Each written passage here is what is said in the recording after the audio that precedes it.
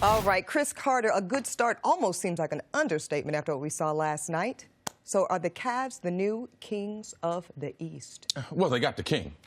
That's a good place to start. Sure. But to me, in watching LeBron James's career, I think that this can be a turning point for him. Of course, we know when he left Cleveland the first time, that was a turning point. But with the overall athleticism that they put around LeBron, and where the team actually was, like what they had at stake. And it's more than just basketball game. It's more than just being 5 or 6 games behind Toronto and Boston. It's, man, can we keep LeBron engaged enough to keep him here through this season mentally? Because if they didn't make those trades, it was going to be hard for LeBron, looking to go to 8 straight finals. With the group of guys that he had, I mean, they did a great job. Kobe, the general manager, whoever, the owner, whoever you want to give credit to, but Dan collectively, Gilbert, Kobe Altman, LeBron as well. With them guys coming together and deciding to make these trades, because now they're far more athletic. They can play several different styles. They can get up and down the court. They're better defensively. Sure. And LeBron is happy. And people say, well, what does that have to do with it? It's got a lot to do with it. Because leadership is from the top down, from your experience, right? Yeah, there is no doubt that LeBron being happier, and this was not a team that could win an NBA championship. So LeBron said he's about championships. He's chasing the ghost. The only way he can get there is for them to upgrade the talent. And they could not, even though they were desperate. I can't see how they could have done better, Nick, at the trade deadline than they did. The largest trade by volume in NBA history, to be able to get this young and this athletic and to have kind of some built-in chemistry. That's the part right there that I didn't see. Here's the thing. So the question is, are the Cavs back to being favorites in the East? Of course they're back to being favorites in the East. And what I'm curious is why people would be surprised at what we saw. What have we known for a decade in the NBA? LeBron +4, active, happy guys is a good team no matter who those 4 guys are. LeBron +4, active, happy guys who can shoot is an unguardable NBA offense. And they demoralized the #1 defense in basketball yesterday on what was supposed to be a celebration in Boston. Ooh. It turned into a wake before the funeral in Boston, and LeBron had a bit of a captive audience because typically in a regular season home blowout, or where the home team is getting blown out, the fans can leave. But they couldn't leave yesterday. They had to stay for Paul Pierce. So they had to sit through It's kind of like that. the preacher that says he's working on his clothes and then he takes an offering, but he still keeps you there. Because somebody says, take your time, Pastor. Yeah. Right, inevitably. And they did. It's so ironic to where we are. We started the season with Boston and the Gordon Hayward in Cleveland. Awful injury. Boston goes off. They're going. It seems like these are 2 franchises going 2 different directions.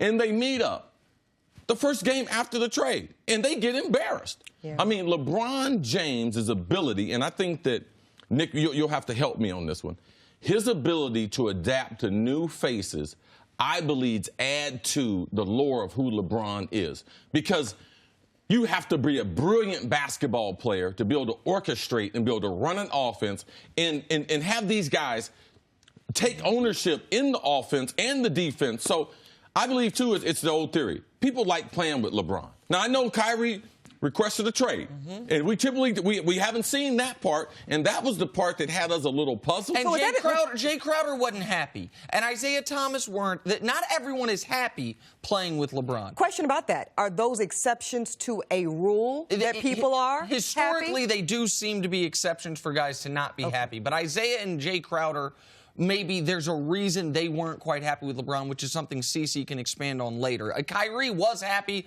until he wasn't. Kyrie was happy to be able to go to NBA Finals until he wasn't.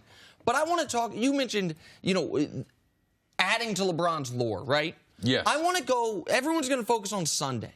I want to go to Friday for a moment. Because I got in Atlanta. I know Atlanta's terrible. I get that. But I got really frustrated last week with a lot of people, maybe my partner included, that one of the knocks on LeBron while the team was struggling was, man, I wish he would do a little more of what Kobe or Michael would do, which is not just take 17 shots and go 10 for 17. Take 30 shots. Take over these games. And LeBron, consistently throughout his 15-year career, has played his way, which is the smart way, which is the efficient way. And that leads us to Friday, a game where they were only 1-point favorites against Atlanta. Why? Because they had lost 6 guys to a trade. None of the 4 they had traded for were there. They had a guy named John Holland. Cris, you called me. You were like, who's the dude with the dreads I've never seen on the Cavs I thought someone snuck on the bench in Atlanta. I mean, straight from the club. You know, you can get on the bench. London Parantes was getting minutes. Jetty Osman was starting. That's the First team they NBA had. start. And it's not just that the Cavs won. Forget that. LeBron sets his career high, not in points, like Kobe or Michael might do in a game where they're undermanned, but in assists. 19 assists when he's got a handful of D-leaguers playing with him. And then yesterday, why were those guys comfortable? Why in that game did the new guys shoot 6 for 6 on shots from LeBron in the first half, I believe it was? Because he will instantly put you in the best position to do what you do best. And because he's such a student of the game, he already is studying. If you listen to what he's saying, where these guys like to catch the ball to shoot, where these guys are most comfortable on the court. So LeBron's the one guy that I've ever seen in this league that you could... We used to ask this hypothetical. If you dropped LeBron on any team in the East, would they become the favorites? Well, yesterday was your answer. Like pick the team, let LeBron figure out what the best rotation is around him, not have guys who are unhappy or don't want to be there or have other agendas as Isaiah Thomas might have for a good reason. And what are they going to be? One of the best offenses in the league. If you add to it that they're young and athletic, the defense will come along. Let me say this. I saw a different LeBron James yesterday after the game to the point where he could barely give his post-game interview. He was hoarse because, to your point, Nick, he was telling the guys where to go, how to be best positioned to be successful yesterday. And really what stood out to me, guys, Osman, when he takes that steal, he goes up for that open dunk, misses it, and the first person to put their hands together to keep him motivated and focused in the game is LeBron James. For me, that was a new style of leadership from LeBron. Not saying he's not done it before, but just energized on a different level. Right, and we have to understand, too, no one's under the type of pressure. Nick, we talked about it on Friday. No one's under the type of pressure that LeBron is under. And it's when he's having fun on the court, it's a huge relief to him. I mean, basketball is his safe haven. When I used to hang around Michael Jordan, the reason why he played golf, people don't bother him on the golf course. His safe haven was on the court.